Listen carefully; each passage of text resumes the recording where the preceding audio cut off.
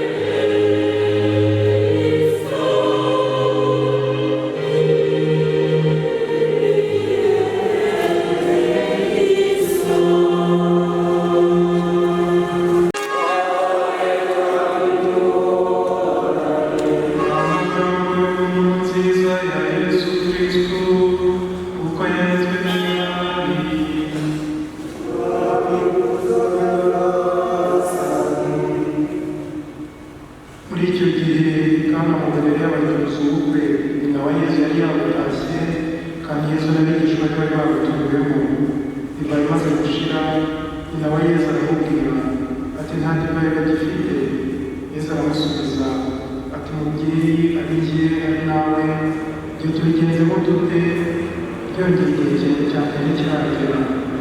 Mwabwira abaherezaga ati icyo babwira cyose mugikore. Hari hateretse intango 6 zibaje mu mabuye zagenewe imihango y'abayahudi yo kwiyuhagira. Intango yose yagekwamo inshuro 2 cyangwa 3 z'ikibindi. Yesu arababwira ati nimuzuze amazi izo ntango. Barazisendereza kugera ku rugara. Yesu arongera arababwira ati ngaho noneho nimudahe mushyire umuteka w'ubukwe. Baramushyira. Umutegeka w'ubukwe amaze gusogongera mu mazi yahindutse divayi, atazi aho iyo divayi iturutse, abaherezawe babonye ko bari bahazi, nuko ahamagara umukwe aramubwira ati ubusanzwe umuntu arabanza agatereka inzoga nziza, bamara kuhamagara agahera itari nziza. Uwo ariko wakomeje gutereka nziza kugeza ubu.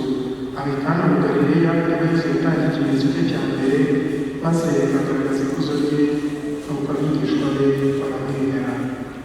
Iyo yongeje n'agatifu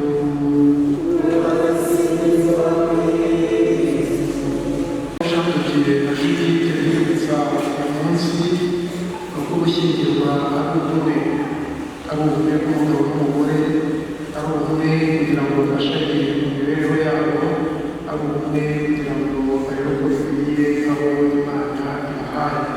Ubwo rero ibyo ngibyo iyo ari isakaramentu muri Kiliziya biba bibasaba ibintu bine mutagomba kwibagirwa. Icya mbere ni ubumwe, kubumwe, gushyira hamwe byose nta na kimwe gisigaye inyuma. Ubumwe. Icya kabiri ubudahemuka, ni isezerano mugiye kugira hagati yanyu, ariko nanone Imana imbere y'Imana.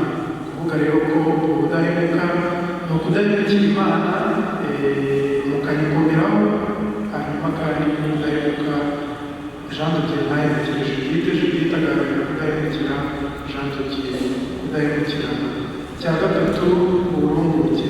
Uburumbuke hari ukubyara, ariko hari no kwera imbuto abandi, abababona, abo mubana, abo muri kumwe, ni uburumbuke byose. Kuko niyo bavuze bati kanaka yampaye urugero rwiza, ndavuga ngo yegereye imbuto.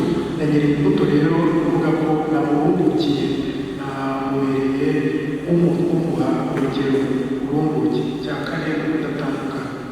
Icya kane ni iki?